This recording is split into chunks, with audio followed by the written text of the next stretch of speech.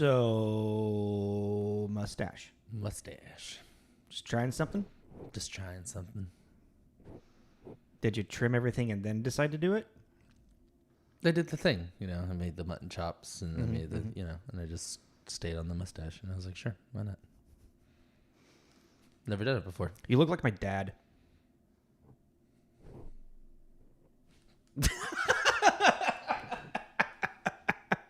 I look like my dad. It's a little mustache. Yeah, the reason why I was giving you trim because it's like I don't know. I mean, my mustache can get bushy. Well, I didn't want it. That felt like a bold move. The bushy mustache. Well, yeah, my beard was pretty big, and then if I just kept the mustache, I was like, it's gonna be really big. So I was like, well, just to get the idea. The idea of a mustache. I also did it in the fucking dark. cop. I did it in the dark, so okay. it's everything turned out a little bit different. Not like pitch black, but it's a little bit darker. Yeah, I needed definitely more light. Yeah. By the time I realized it was too late, I was like, I've committed. Yeah. Did my nails, got my mustache, whole new. You still got long hair, so Yeah. you gotta hold it. There's a dog. There's a dog. You ready to get this started? This is Tommy. This is Jacob. This is Tommy and Jacob's mixtape.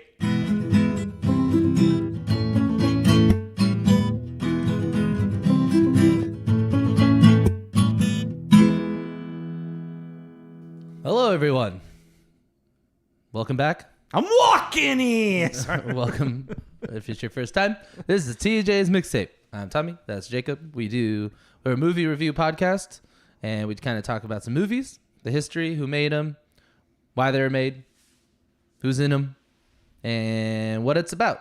And at the end, we give it a rating. It's arbitrary, but that's how we end it off. So what are we doing today, Jakob? What about Bob? That's a good one. We should do that one. Yeah. Oh no, we're doing My Cousin Vinny. Baby steps. Yeah, baby steps to the top. Yes, yeah. My Cousin Vinny. And for those of you that don't know, a fast-talking, wisecracking, unexperienced lawyer becomes, a New York lawyer becomes the defense attorney for his cousin who is on trial for murder. And it's like in Alabama, right? Yes. Somewhere in the South. Yes. I think it's Alabama. Yeah. I'm trying to remember the sign. I think it's Alabama. And the Confederate flag in the background. Yeah. I was like, oh, hello. Yeah. 1992. Well, I mean, no, even now you can go to I know. Washington and that's still flying. Woo. I'd never seen this all the way through, actually. Oh, yeah, I forgot about that. What did you think? It's wholesome. Yeah, it's fun. Yeah, sure. It's fun. I'm just like, it ended, I was like, this is what everyone's all like, My Cousin Vinny. I'm like, yeah, go. I like it. I mean, no, I'm not knocking it. I'm not saying it's bad.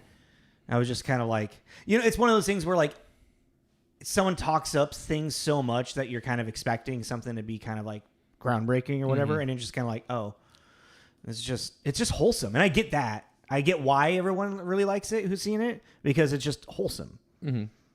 There's really no like actual like antagonist bad guy on screen. Well, that's what's funny. It's like you kind of do keep forgetting that if this doesn't work out, those two are gonna get the death penalty. Yeah. And it's act that makes it kind of funnier. Once every now and then you remember, it's that's it is a weird thing. Is that the stakes of this film are misplaced onto Vinny because this is Vinny's story and not the kids on trial. Yeah, and that's why I think that's what to me makes it clever. Because in this kind of thing, you're always watching the people on trial. Yeah. And their struggles, but never really the lawyer. And yeah. Especially when then they make it a farce and a comedy on a lawyer that doesn't know what the hell he's doing. Yeah. Like, when he messes up the arraignment scene, that's my favorite. I love that scene. He just has no idea what's going on. Is that the one where he's like, guilty or not guilty? Yeah. He's like, they didn't do it. Like, him and the judge just have the best screen time together. Yeah.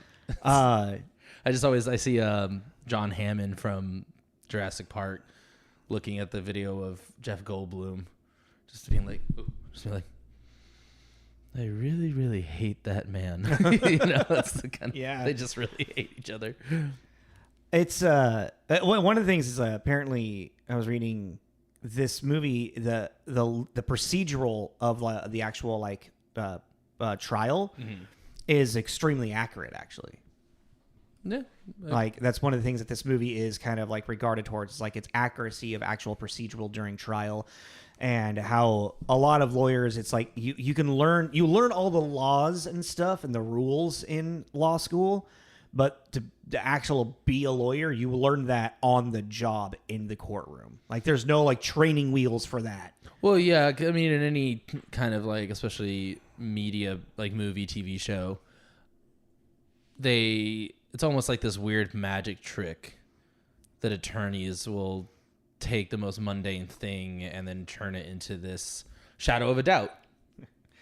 I'm just this humble Southern lawyer. I don't, Oh, yeah. But even I like, don't know much about nothing, but what I do know is that when a crayon melts, it turns to wax. well, it's like even like Liar Liar, like how he solves that case, Yeah. You just take that one thread and just kind of like roll with it until it turns snowballs into something else. But yeah, all in all, it's a fun movie. I think it's aged well. Yeah. Speaking of age, this was released March 13th, 1992. Exactly. Yes. So it's been a while. Been a minute. How many movies for 92 did you have? 23. I like 19-ish. I was surprised. There's a lot more movies. Again, it's like I'm looking at this list. I'm like, I know everything that happens in that movie. I haven't seen it. A lot of mine were kids' movies because of the year. Yeah, there's also like some of them I didn't count. Like, I'm pretty sure I did watch that as a kid, but I don't remember it. Yeah. I remember it, but not it. You know what I mean? Yeah. Oh yeah, and it was like number 29 box office. So Yeah. what I think that's like kind of interesting is I know we don't really do much on the box office stuff as much as we did it earlier on, but a trend, since we do still look at it and we don't really discuss it, a trend that I have noticed is like the 90s. If your movie was like in the top like 50-ish box office, it was more than likely a somewhat of a success, and maybe a financial success as well. Yeah. Nowadays, if your movie isn't like in the top 10, it's a fucking flop almost. Well, yeah, but I mean, I also think that like the amount of money put into Exactly. it now, That's it's a bigger Yeah, red. that's what I'm saying. That's what I was. Yeah, that's even this is 11 million, Yeah. which even that's kind of for 1992 for what it is. that's probably half of that's probably Joe Pesci's pocket. Yeah, like that's a lot of money for what this is. I had another comment. Oh, just kind of back onto the like with the box office. It's always fun to look at it too, because of the. Okay, so just I'm gonna rattle them off real quick. So 1, Aladdin, 2, Home Alone 2, 3, Batman Returns, 4, Lethal Weapon 3, and then 5, A Few Good Men. Now, what I just think is funny is when you look at the movie we're doing and then the list of the like top 5, it's crazy to me how many movies age and don't age, and it's fun to think about what does that. Like Home Alone 2 doesn't. I didn't realize it was 92. I didn't realize it was that old. You know what I mean? Sure. It didn't age as much as something like My Cousin Vinny did. My Cousin Vinny feels very old, and I don't know if it's because we're just following Kevin. Even Batman Returns feels pretty old to me, but Home Alone 2 doesn't. That's what I'm saying. I'm like, I don't know why. I wonder if there's maybe the kid-esque feel to it. Maybe. It feels a little bit more like a timeless adventure of a kid lost in a hotel. Yeah, and I guess also it's like since you don't have the adults, you don't have the suits. Like suits are a big tell of what time period. Yeah, exactly. Cell phones, the kid's not using any of the cars. And a lot of Home Alone 2 is very much, everything feels kind of like a prop in the set. Like there's a costume of the bellhop that is a very iconic costume for a bellhop that would transfer from 1940s to 2020. Yeah, okay, maybe that's what it is. Because even Aladdin doesn't feel that old to me, and that's a totally different conversation because that's animated. Yeah. But I just think that was a complete weird side note. Tangent. Well, I mean, you're on to something. That could be a fun thing to talk about maybe next week, or not next week, but through the Mogwai Awards if you want to make a note. Yeah, and we can discuss stuff like that. Okay. Yeah. But let's get into who made this movie. Directed by Jonathan Lynn, who also directed Whole Nine Yards. One of my favies. Yeah, it's both of ours. Yeah. And also a Ferris Bueller TV show, which I didn't know existed. He did an episode of it. Yeah. Oh, sorry. Yeah. But I just wrote it down because I didn't know there was a TV show. Yeah, they did a TV show with Jennifer Aniston. Jennifer Aniston played the sister. Mm-hmm. Yeah, it was completely recast. I think except the parents, maybe. Weirdly enough. I can't even remember who the parents are. Clue. Mm-hmm. Still never seen it. Greedy, which is a Michael J. Fox movie. But Jonathan Lynn, he actually has a law degree, if I remember correctly. Has what? A law degree. Oh. Yeah. Which is kind of like the thing about him. He, like... Or maybe... Let me go to My Cousin Vinny. Sorry, guys. We should have this better. Oh, it's the screenwriter. No. Yeah, okay. The screenwriter came up with the idea after hearing about a lawyer. Yeah. So he has an MA in law from Cambridge Jonathan University. Lynn does, yeah. Yeah. Yeah. He never practiced it, though. Yeah, he never practiced it. But so, I mean, it's kind of just like to have that knowledge and then direct something like this, it's really cool. But yeah, he's kind of like a jack of all trades. He's like an actor, director, writer, stage actor or stage director. Mm-hmm. So like his film and directing credits very small, but his like professional career very large. And like again, like this movie is like it's humble and it's subtle. Like it doesn't pop out. You know what I mean? Yeah, no, it doesn't. But that's kind of the charm of it. Exactly. Too. Yeah, that's what makes it kind of endearing. And it's also kind of like it's a weird movie for Joe Pesci. Oh, it's very weird, and he really does a great job. He kills it. Yeah, which is weird because he always just like a clown. Like a clown, he's always, and he's kind of funny like a clown. Yeah. I mean, before this, obviously Home Alone. Yeah. Was like I think that was his first like actual comedy. I forgot to plug in my computer. Sorry, everyone. Give me Is it dying? Yeah. Is it dead? No, the thing's about to go on. Okay. The battery saver just went on. Knew I was forgetting something.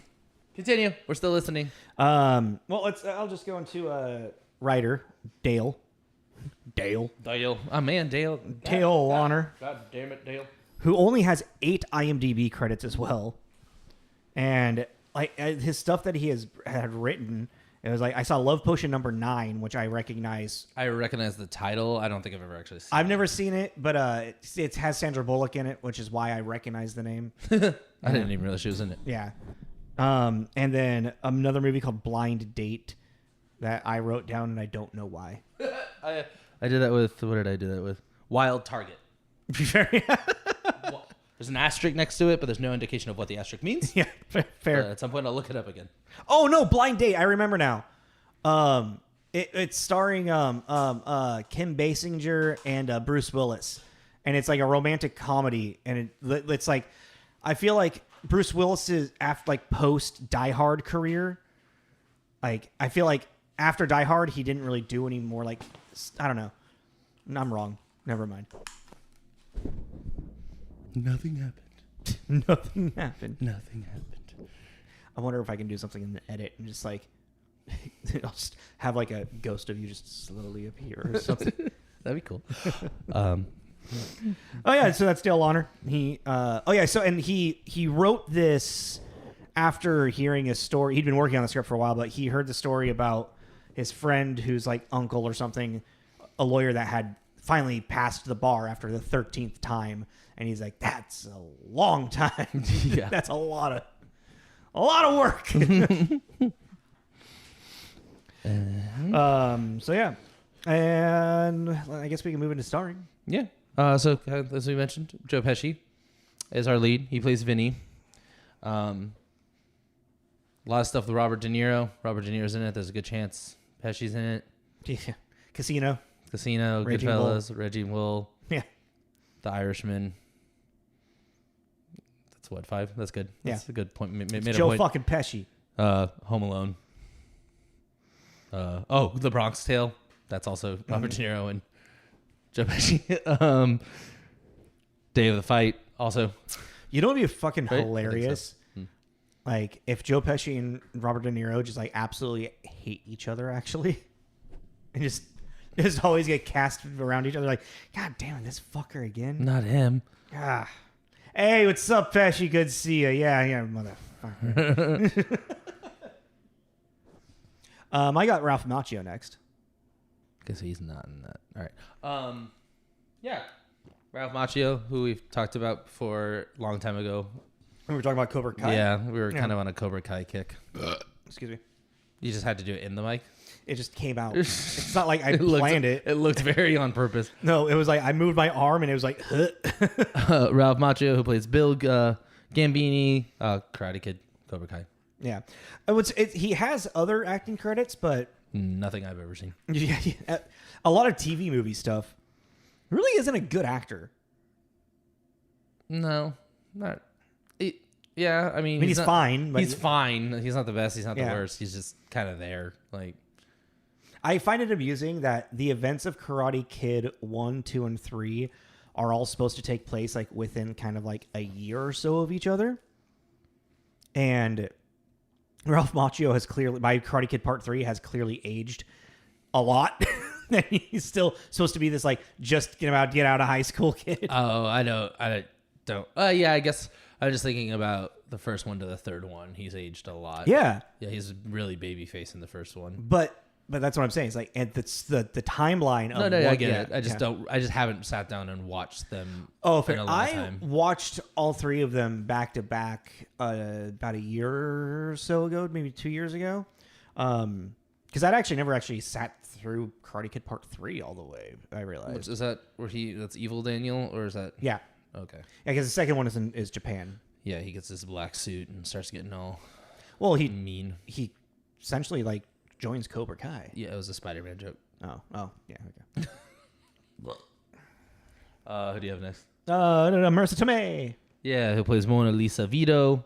Aunt May and Spider-Man. Slums of Beverly Hills, one of my favorite kind of coming-of-age movies.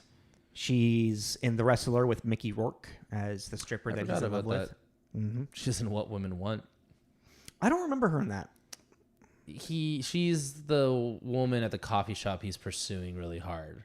That's right. And then he starts using his powers to like get in her pants, basically. Yeah. And then she's like, but she's afraid of getting hurt because. Yeah, and then he uses his mind powers to give her like the most incredible orgasm of her life or whatever. And then she can't. And then she's like obsessed with him. I actually don't remember what happens with them in that movie. Like how that ends, because I remember they have sex, and I think that's kind of it. I think after that he just starts pursuing Helen Hunt. I think they just dropped that story beat after. I think no. There's a moment. There's a moment later where she's like at his door, and she's like, "You haven't called. You haven't done this. You don't do that to a woman, and you don't call." Like, yeah, okay, I kind of vaguely remember that. She's in anger management. I love her. So do I. Yeah, I really love her, and she's just really pretty. She's stunning. Yeah, she's really cute, and like in this, she's really cute. Yeah, but she is really like okay. So I was actually kind of curious because the age difference with Joe Pesci and Marisa Tomei is like 20 years. Yeah, he was born in 45. She was born in 64. Yeah, something like that. And I was sitting there like, well, how old actually is she in this movie?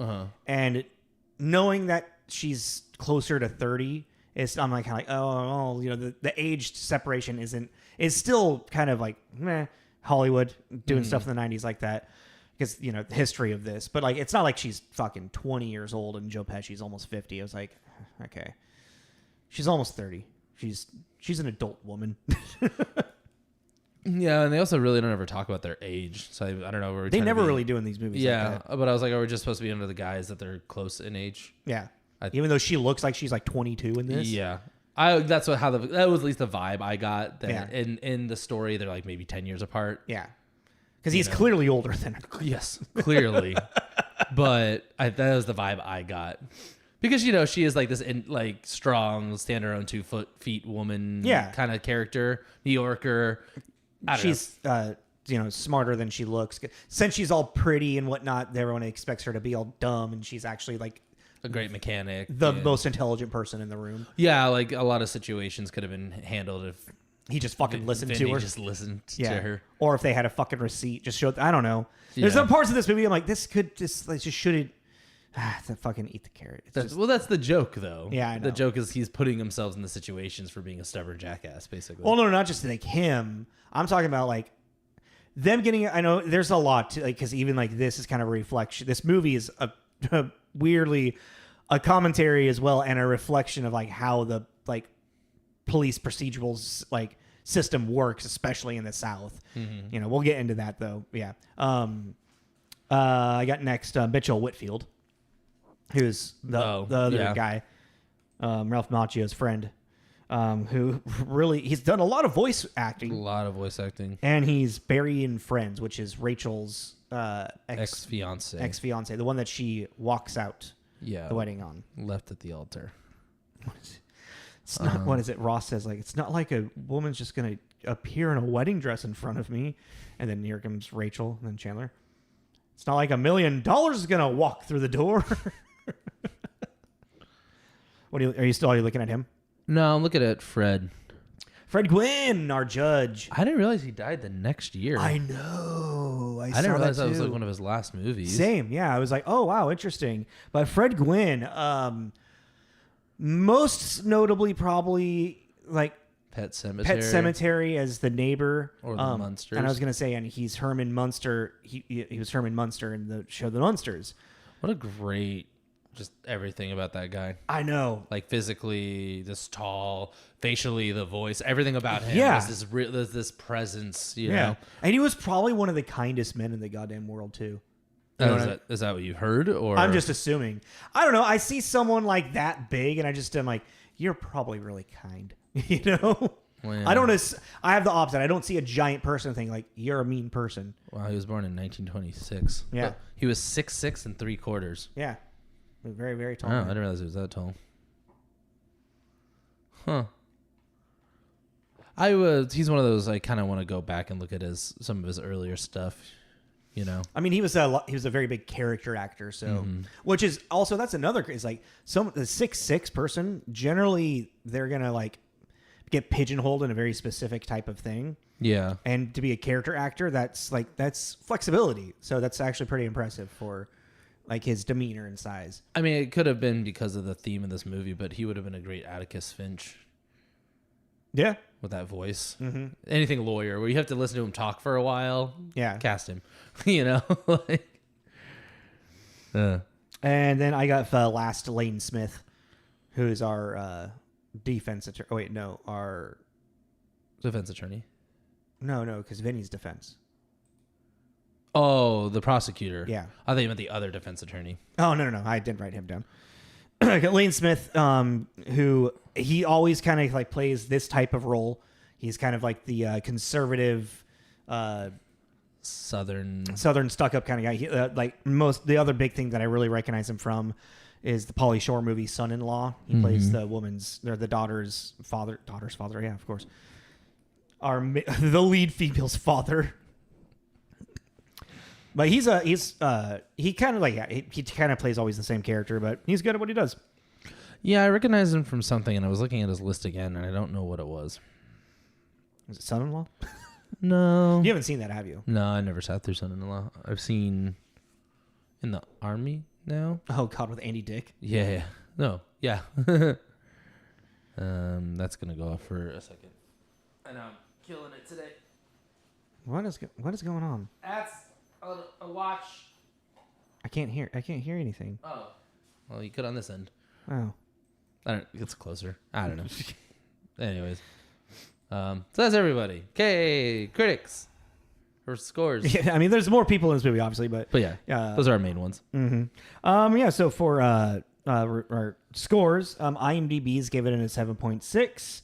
And then Rotten Tomatoes, an 87 tomato and an 87 audience score. Which, yeah, I mean, I see that. It's hard because there's nothing really wrong about this movie, but I don't feel like it's that great of a movie.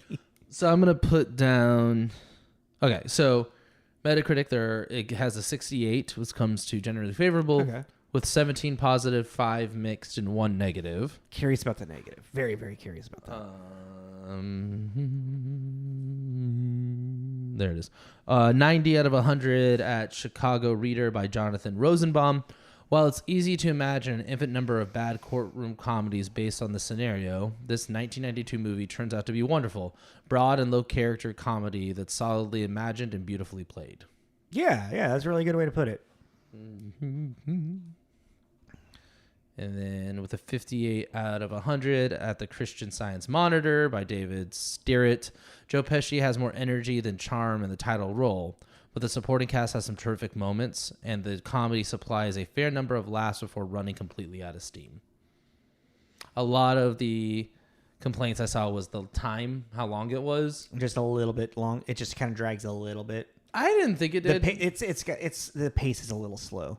But again, but that's kind of, I feel like that's kind of the slow like molasses. Yes, exactly. It's kind of the point again, you know, because it's this big city guy in a slow town area. And then the one negative 30 out of 100 at Time by Richard Corliss. Nothing makes a moviegoer feel more isolated than sitting stony-faced through a comedy that makes the rest of the audience laugh and cheer. Am I blind, or are they seeing things? You're blind. Yeah, I'm like, you write for Time, but you can't see any reason why anyone would find this funny. I just thought that was kind of funny. Yeah. Like objectively, you can't just go, okay, I kind of get it. Yeah. It's not for me, but I get it. And then the one that I think kind of hit them is our guy, obviously. Okay. Roger Ebert gave it a 63, so still in the positive. My Cousin Vinny is a movie that meanders along, going nowhere in particular, and then lightning strikes. I didn't get much involved in it, and yet individual moments and some of the performances were very funny. It's a kind of movie home video was invented for. Not worth the trip to the theater, but slam it into the VCR and you get your rental's worth. And I was like, that is so. That's it. That's just on point. That's just exactly. The guy was good at what he did. Right. Fuck. Yeah, like it's kind of annoying sometimes. I guess God damn it, Hubert. Because really, the thing with this movie is that it's Vinny's story, it's Vinny's journey, and it's kind of undercut by Marisa Tomei when she calls in the favor ish. I guess when you find out that reveal, I guess I don't know. Maybe not undercut. It just he felt undercut. Yeah, I felt undercut. Oh, I didn't, because I was like, look, he did it on his own. Oh no, but he did do it all kind of on his own. But she saved him at the tail end. Yeah, I mean, the thing with that though is I kind of was like, when he starts throwing a little fit about it, I was kind of, it's in the 90s, so it probably would be different now. But him being like ungrateful about that, wanting to do it on his own thing, I was like, oh well. It felt like there was some character development, and then never mind. Well, what's interesting is, in particular, of Pesci's, Vinny's, and Mona Lisa's relationship is more. That's just their dynamic, you know. It's like they're always going to be bickering, they're always going to be fighting, but they're from Brooklyn. Yeah, they're both fucking bullheaded. Fucking, they know better than you. Yeah, they're people, stereotype Brooklyn. Yeah, Italian Brooklyn people. Yeah, exactly. So like what you did, I'm walking here. That's what they are. Exactly. It's fucking just Joe Pesci, but he's not breaking anyone's kneecaps. Stab anybody in the neck with a pen. Yeah, getting shot in the head. Let's go to the cornfield. Spoiler alert. But we're not going to tell you which movie because it doesn't matter. Because it could be so many of them. Right. If you're not familiar with his work, any one of them could end that way or be in that movie. Oh, fuck. I like Joe Pesci. Oh, where was I saying? Where was I at? Vinny's arc. Yeah. Yeah, because, all right, so to begin with, like, the beginning of this movie's, like, exposition is so, like, happened so quickly to get to introducing Vinny into the story. It's like the kids, they're at the store, then they buy the stuff, and then they're driving down the road, and then they get arrested, and then you find out someone shot somebody at the store, and then I'll call my cousin Vinny. Well, that's the thing. I will, just because we're kind of on that point, that whole scenario, it might feel kind of lowbrow. I don't know if that's the right word I'm looking for or the right term. But I think the writing's really good because it's clever. It's very clever, and to sit there as the audience member knowing that they're confessing to something without realizing they're confessing to is really funny. It's not ha ha ha ha funny, but it's funny. He's like, that's clever. And you're like, okay. And smile you're like, sitting there like, stop, shut up, just shut your Exactly. Well, he's like, I shot the clerk. Yeah. I shot the clerk. And he's just confessing it over and over again to the cop's perspective. It's a really great writing tool on just misinformation and misunderstanding. Yeah. The whole movie is kind of like that. It's really like even continuing on between the two different of the cultures of like the southern Alabama and then the Brooklyn New Yorker. Where they speak very clearly and with intention. Yeah, the two youts. The what? You know, that whole thing. Oh, sorry. Youths. And he's just like, fuck you. Yeah. It's just good. I think the writing for this is very subtle and clever. And what made me kind of bring that up is then I feel like kind of in the same lane of the kind of Farsi movie as something like what we done, The Great Outdoors. Yeah. Is very similar in the kind of humor and it's bit by bit. It's bit by bit, but Great Outdoors is very loud and very set piece and in your face. This still a set piece, but it's way more. Well, Great Outdoors is also sewed into the soil. It's so moment by moment that is all separate, but this is like moment to moment that builds to the resolution of Vinny. You notice that everything that Vinny has experienced in this small town, he's now using as like the grits and his knowledge to prove these people that you're just looking for someone to be guilty. These kids are not the guilty ones. You just want that to be a case closed. Yeah. Because that's how a lot of cops, especially in the 90s, just crime in general, it got to a point where, oh, this person's arrested. If we arrested them, they have to be it. Well, this movie, he went in saying, I killed the guy. He didn't realize that's what he was saying. Yeah. But he went in, and so you had all these witnesses going, yeah, that's them. And then he walks in, yeah, that was me. Because it's for context, if you're still listening to this and haven't seen the movie, these two college kids, they go into a convenience or a gas station. Yeah. Ralph Macchio, Billy? Yeah. Billy accidentally takes a can of tuna and pockets it because his arms are full. They go, they pay, they leave. And as he realized he forgot to pay for the tuna. Yeah, he shoplifts the can of tuna.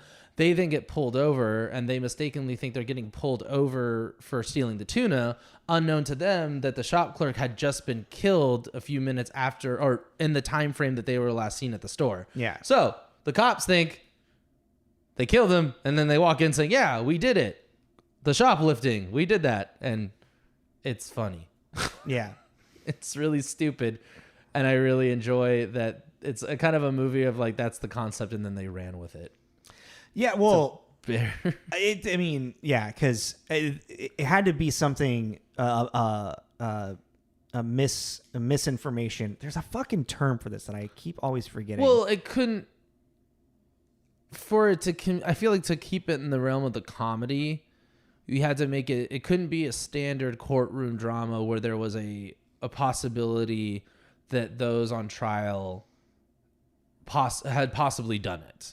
Because you can't have in the 1992, unless that's what you're like the type considering the type of movie you're going for, you can't have your audience rooting for the killer. No. Yeah.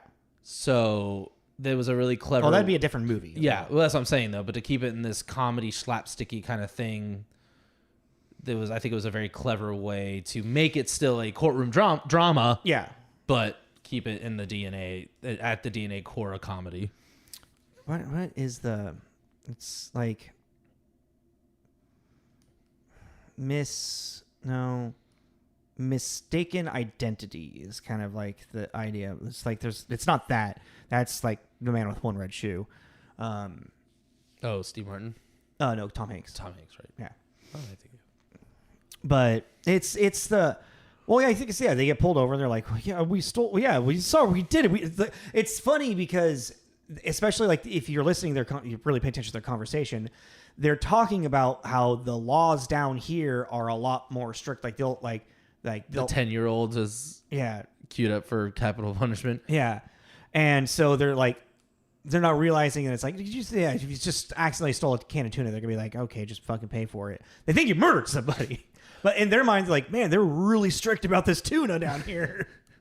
Well, and it's also, I think that it's actually a pretty good let's say you want to see kind of natural sounding conversations that are leading to misinformation, where two people are having a completely coherent conversation, but they're having two completely different conversations. Yeah. Like even when Vinny shows up to the jail and is talking to Stan. Yeah.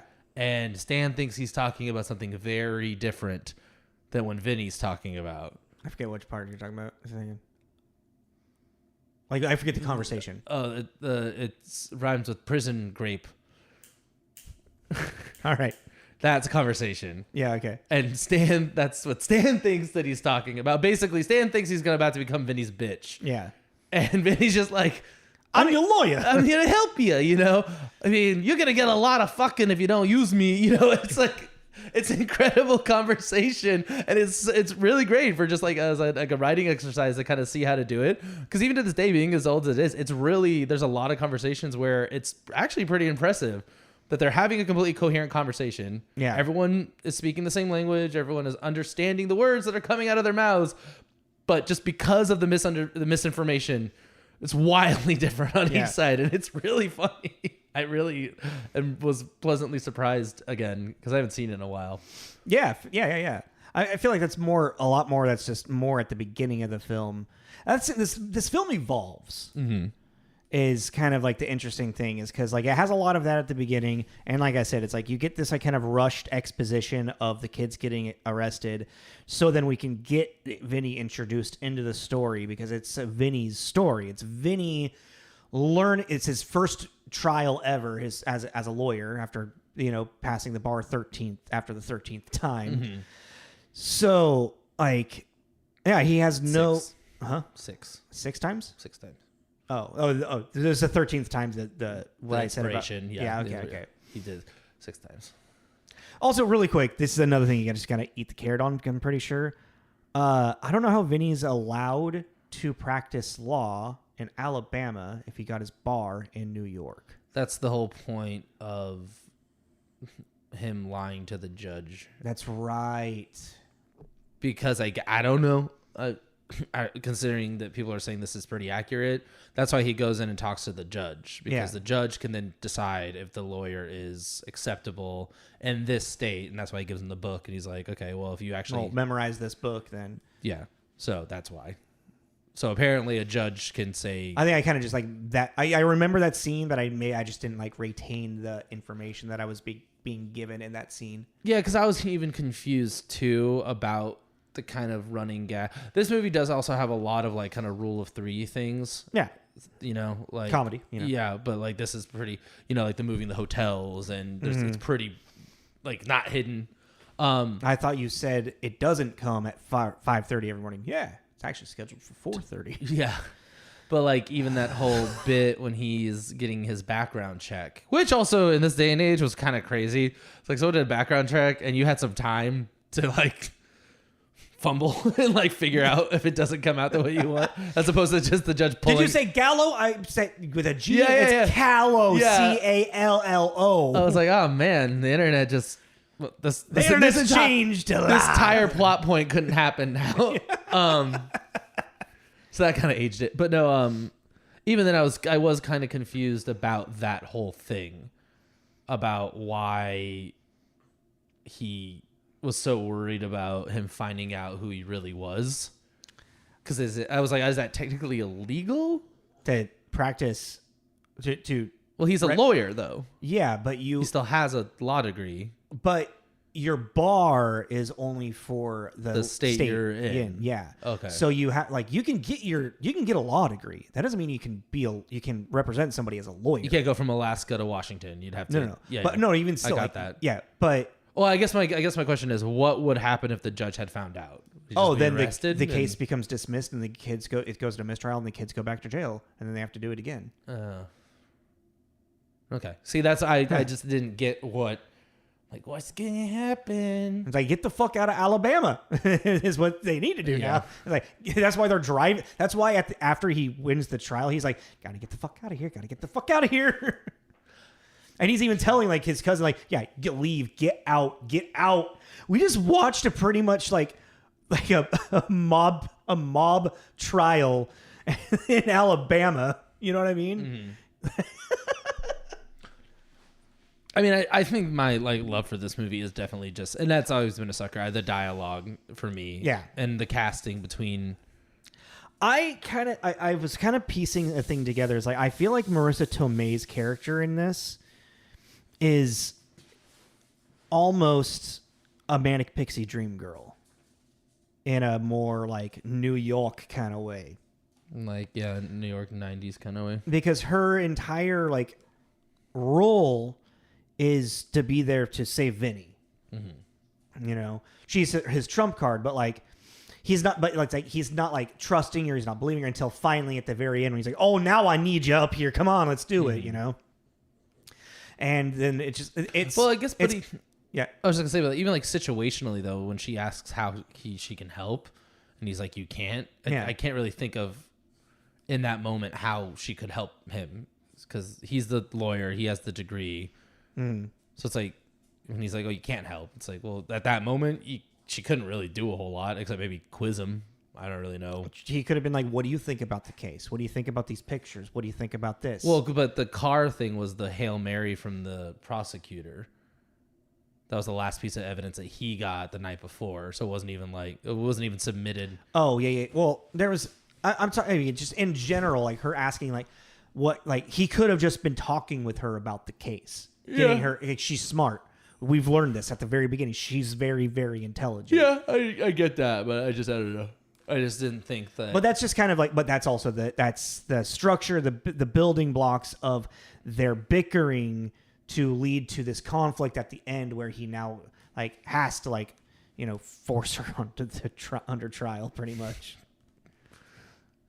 I do like their foreplay, and then they basically start having foreplay again in the courtroom in front of everyone. Was pretty fun. Yeah, because their foreplay is words, is the bickering. Yeah, or like in car parts, and it's just you're like, okay, and that was a great scene too. It was weird, but it was like how you're like, oh, they're getting into an argument, and then you're like, oh no, this is their mating call.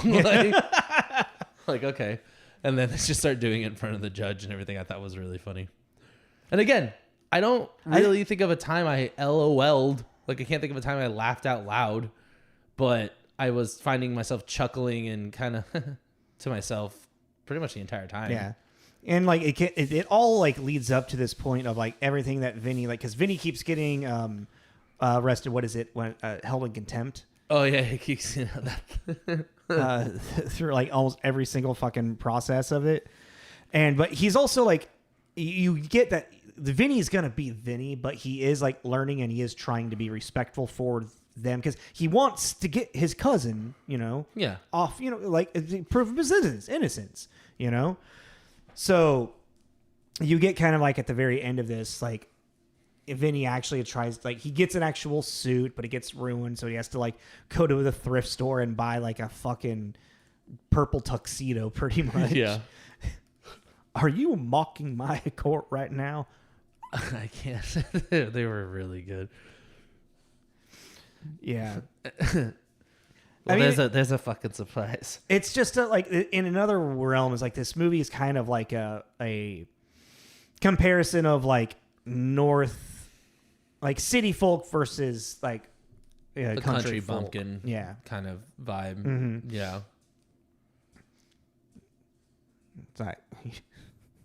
Yeah. I really don't know what else to say about this movie. We're at 44 minutes. I mean, it could be a shorter episode. I'm okay with that. I'm fine with that. I mean, so that's the thing though, kind of like what you were saying in the beginning too, is I can't really think of a con. What do you? Oh, like what? Like, do we be like, well, this is bad? Like, it's. Know what it is? What are you chewing? I don't know. Well, it's gone now. I hate him. No, you don't. Hold on. Yeah. Get it.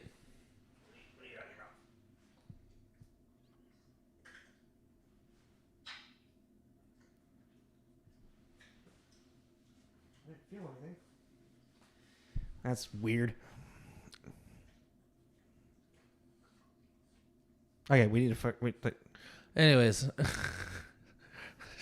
horrible dog noises in the background.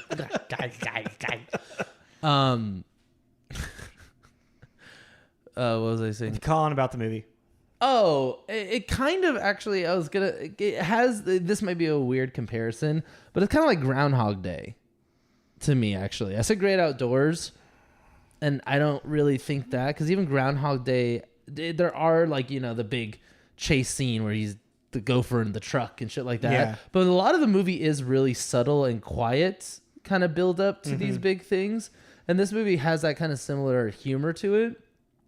And it just works. It feels dated. It's a reflection of its time, 100%. But not in a like a ooh way. No, it's like I would liken this, since this movie is like 40 years old.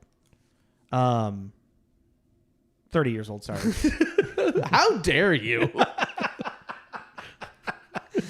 Like 30 years old. Me and this movie are actually basically the same age. Yeah, I know. That's weird.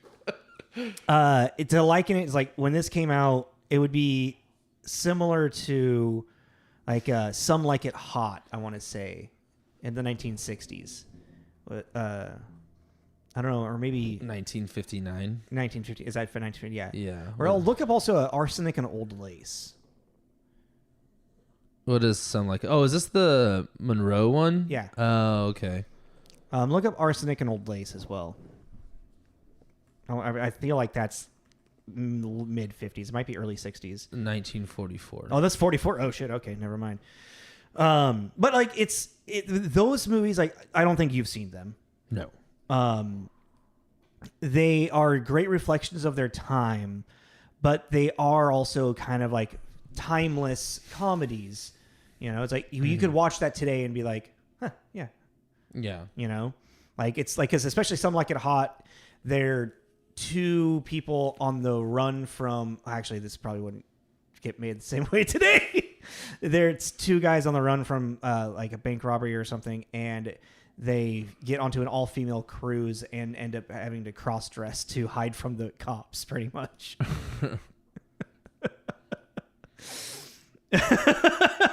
That's kind of crazy for the time period too. Yeah, no, exactly, right? Like 1959. Mm-hmm. I guess I say that, but I guess it also depends on how they did it. Yeah. So like Some Like It Hot, maybe not the best example for that, because that I feel like there's probably a lot of like coded humor in that I probably didn't grasp when I watched it in my early 20s, late teens. Yeah, probably not. Actually, I kind of really want to watch that to see. Is it weird? It makes me kind of want to rewatch Tu On Fu. Oh, fair, yeah. Same thing. I love that movie, but I haven't really watched it as an adult. I'm like, is there a lot of stuff in there that just went? Oh, probably. Yeah, probably. Oh, yeah. Just went over my head. I guess like Arsenic and Old Lace, even though it is like another like decade older, is kind of a better example. Like, because Arsenic and Old Lace is about these two older women who are casually murdering people with cyanide in their tea, and it's a dark humor farce from the 40s, and it's just cute in a weird way, you know? Yeah. You know, because like, oh, old ladies killing people, huh? I mean, yeah. I don't know. It's not, none of that's actually as wholesome as this movie is just wholesome. Yeah, but it's I just want to repeat. It's like there is two young college kids' lives in the balance. Yeah. Oh, and I do like that I didn't remember that. Oh, they actually like find who they. Yeah, because I was like, are we gonna end on this? Woo! We got him off. Great. And it's like, yeah, great. The murderers are still out there. Yeah, exactly. But that is, again, like that is a thing that is kind of like left on the wayside in the back of your mind, and it's not really at the forefront because, again, this is Vinny's journey and whatnot, you know. And I think that was really so the actual crime itself isn't really like important. The important part, and also, but it's like, and again, like we as the audience members know that they're innocent, so we're kind of more worried about like, well, let's make sure their innocence is proven. Yeah. And then that next, I was like, okay, they're proven. Who the fuck did it? Yeah. And it's like, well, because even like you said in the back of your mind too, because it's a real, it is the big mic drop of the courtroom scene. Yeah. But it doesn't really have a lot of impact, like in the moment. Yeah. And it's not like, and then here are the killers now. It's kind of like, Yeah, they were arrested about 2 counties over. They had the gun on them. Yep. Woo. And that's it. That's it. Well, I mean, that's because that's all that needed. That's all that's needed for them to prove their innocence, you know? But that's what makes it great, too, because it feels grounded in an actual kind of reality, because it's not, few good men and swelling music. And, you got out! It's like I want that. You can't handle the truth. Yeah, that's why that's what's nice about it. And I think that's what's cool, too. It's because if you think of all these other courtroom movies, there's a Few Good Men. Okay, check. There's Devil's Advocate, which is intense as shit. Do you really consider that courtroom? He's a fucking lawyer that sells his soul to the devil. Yeah, but how much of it is actually in a fucking courtroom? The first quarter, I guess. It's been a long time since I've seen that. But the entire end of that movie is all about something completely different. But you get my point. What I'm saying in the world of law, Miracle on 34th Street. Surprise courtroom procedural. There you go. Yeah, that's a good one. That's in here. And I would even say Liar Liar too, is in here. And I just feel like it's a fun. I'm having this thought now, formulating as we speak. It's fun to see the different ways you can kind of go with the courtroom wholesome. Mm-hmm. It's because lawyers are scumbag, mother, sell their mama for a penny kind of people vibe. Yeah, they're all going to hell. And that's the stereotype of the scumbag thing. Mm-hmm. Like even Brooklyn Nine-Nine, that's the joke about one of his girlfriends. Is that they're sworn enemies. Yeah. But it's nice to see kind of this wholesome side to it. And Miracle on 34th Street is actually I completely forgot that becomes I know, right? A courtroom drama. Proving Santa Claus is real. Or, as long as you believe. Yeah, that's really funny. I completely forgot about that. We reviewed that too. Yeah, exactly. Yeah, I forgot about that entire ending. The whole point of that movie is proving Santa Claus is real, right? In the flaws in the eyes of the courtroom. In the eyes of the United States law system. Judicial system. Santa Claus is real. Motherfucker. Let the record show that Santa Claus is real. All right, what do we give My Cousin Vinny? What do you want to give it? I'd say like a 3.5 or a 4. Not a 4. 3.5? Yeah. Okay, we'll concede. Your Honor, I concede. It's like fight for that 4 if you want it. No, because I get it, but I have to keep in mind that it's not really nostalgia for me because I didn't grow up on this movie. There's some rose tinted glasses for you. Yeah, I just have really, since watching this movie, I really enjoyed it. Yeah, I have the biggest crush on Marisa Tomei, and she's in this and super cute. She some of the best parts of this entire movie is in the courtrooms with the witnesses, like when Vinny is like talking to asking the older lady with the glasses, and he's like, how 100 feet you could say you could saw them that far, you could identify them. All right, here's 50 feet. How many fingers am I holding up? Well, and it's the practicality of everything that he's doing. And then even like Marisa Tomei, and like her role in this is kind of a inspiration. I remember a lot of women that I've gone to school with for acting talk about her character in that moment specifically being such an inspiration for them because of how she's being able to prove him not prove him wrong, not just prove him wrong, but be like, it's a trick question. No, I can't answer that. Why can't you answer that? Because it's a trick question because this card doesn't have that. And then it's goes into this big explanation of how what he just asked is impossible. And then it's just it's clever. Mm-hmm. And it shows this strongness, the strength of a woman that isn't really represented this time, very often, So well, yeah, and it's the writing is clever, very very clever. It misleads you and then it puts you up into and then it that's the courtroom drama DNA in it. The misleading and then bringing you back to the starting point to prove. I'm gonna walk you down this hallway and we're gonna end up on the other side of the house. How'd that happen? Yeah. Like it's like a magic trick. It's like a sleight of hand, but with dialogue. It's like opening up the back door to go to the backyard, and then all of a sudden you're in the front yard. Hey, what happened? Huh? How'd I portal? I like that sleight of hand, but with dialogue. Mm-hmm. You know?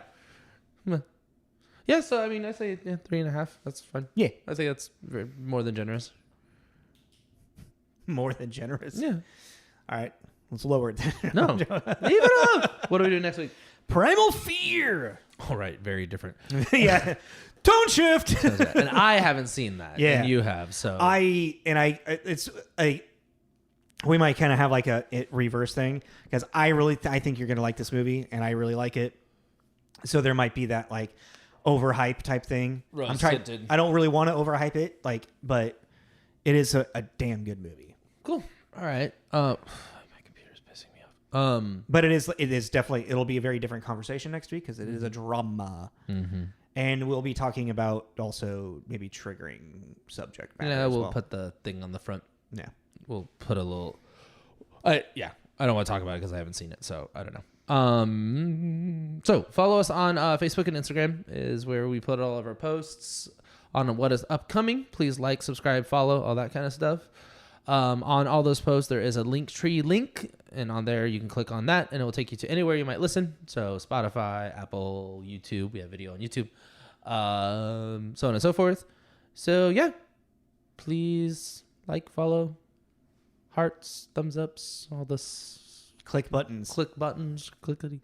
Comment. Let us know what you thought of this movie. Again, we did that was episode 206. My Cousin Vinny. This is Tommy. This is Jacob. This is Tommy and Jacob's mixtape. Oh, and It big. scared him. Sorry. What'd you swallow? Okay. Bye. Later.